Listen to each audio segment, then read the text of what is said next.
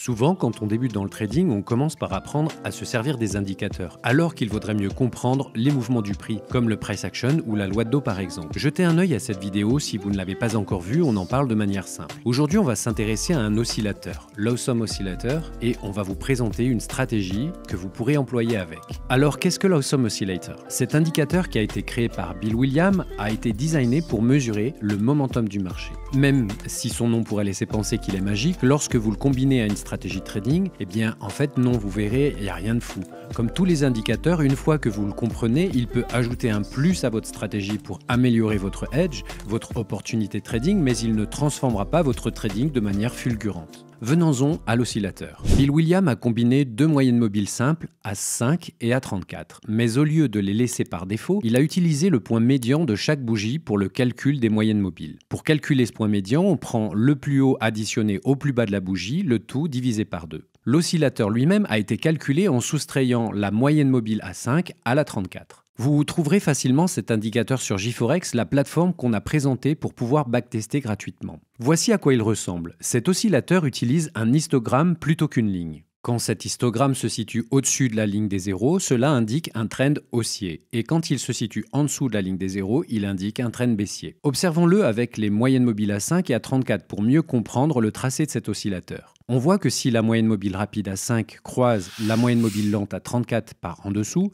l'indicateur donne un signal haussier. L'indicateur passe en zone positive. Et lorsque la moyenne mobile rapide à 5 passe sous la moyenne mobile lente à 34, l'oscillateur passe en zone négative. Il passe sous la ligne des zéros, on sera alors baissier. Voilà pour la base théorique de cet indicateur. Chaque barre sur l'histogramme se colore en vert si cette barre est plus grande que la précédente et l'histogramme passe au rouge dès que la barre devient plus petite que la précédente. On voit clairement que l'histogramme reste vert tant que la moyenne mobile rapide s'écarte de la lente et l'histogramme devient rouge quand cet écart se réduit. Passons maintenant à la première technique de trading. La première façon de se servir de cet indicateur, c'est de prendre un long quand l'indicateur passe en zone positive et de prendre un short quand il passe en zone négative. Le stop loss va derrière le dernier pic bas pour un long et inversement pour un short. Voici un graphique en 1 heure sur l'euro USD. Les traits verticaux indiquent le changement d'état de l'oscillateur, c'est-à-dire qu'on a marqué les passages de la ligne des zéros. Un trait vertical vert marque un achat et un trait vertical rouge marque une vente. Les traits en pointillé marquent les niveaux de stop loss placés derrière le dernier pic. Et les traits pleins, vert ou rouge, marquent les entrées. On voit que les deux premiers trades partent en profit et les suivants en perte. Un des trades finit à break-even. Cet Awesome Oscillator n'est pas si fantastique que cela pour le moment. Alors, est-ce que le changement de momentum que nous montre cet oscillateur est suffisant pour prendre un trade? Peut-être pas, non. Le problème majeur de ce système est que c'est un peu léger de baser sa technique d'entrée sur cette unique information donnée par l'oscillateur. La seconde stratégie que nous allons voir est un peu plus élaborée parce qu'elle prend en compte plusieurs éléments de l'oscillateur. Le premier élément, c'est le sens du marché donné par l'histogramme. Dans notre exemple, on voit qu'il passe au-dessus de la zone des zéros, donc le marché devient haussier. Le second élément que nous voulons voir, c'est un ralentissement du momentum. Nous voulons voir au moins 2 barres rouges sur l'histogramme, comme si un pullback s'effectuait sur le momentum, un repli. Dans notre exemple, on peut voir 4 bâtons rouges de repli. Et le troisième événement que nous devrons voir, c'est une soudaine accélération du prix pour prendre une entrée. Dès qu'on voit une barre verte s'afficher de nouveau, on prend un long. Cette barre verte indique le retour du momentum, l'accélération du prix. Si on reprend maintenant l'oscillateur et qu'on le combine au graphe, on voit en 1 le passage en zone d'achat de l'oscillateur, en 2 la zone de repli du prix et en 3 l'entrée.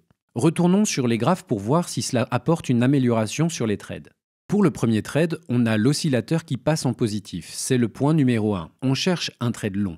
On voit que le premier critère est rempli. Pour le second critère, il faut voir au moins 2 histogrammes rouges s'afficher au point 2 qui signifie que le momentum ralentit, le prix retrace. Et enfin l'entrée au niveau du point 3 avec l'affichage d'un histogramme vert. On voit que ça décale notre entrée de peu par rapport à la première technique, mais le trade reste gagnant. Trade suivant. Cette fois, en 1, l'oscillateur passe en zone négative, on cherche à vendre, on attend le repli en 2 et on rentre sur le point numéro 3. Cette fois, le trade est rentré plus tard que dans la première technique, mais il reste gagnant tout de même. On voit que pour les 3 trades suivants, on a mis une croix rouge pour dire que les trades n'étaient pas déclenchés. Voyons pourquoi. On peut voir que le critère 1 et 2 sont présents, mais le troisième critère n'est pas là. L'histogramme ne nous donne pas de point d'entrée sur un redémarrage de momentum, donc pas d'entrée. Du coup, on évite des pertes grâce à cette amélioration et même on rajoute un trade gagnant au niveau du dernier setup. On voit que les points 1, 2 et 3 sont là, une vente peut être prise. On peut conclure en disant que c'est à chacun de voir si un tel outil peut trouver sa place dans son système de trading et si l'Awesome Oscillator peut vous aider à la prise de décision. Est-ce que trader l'indicateur seul serait une bonne idée? Non, pas selon nous. Il faut combiner le price action et l'indicateur. Il est là pour apporter au trader une indication comme son nom l'indique et non pas pour être l'élément principal de votre méthode de trading. Si vous aimez notre contenu, likez, abonnez-vous, bon trading.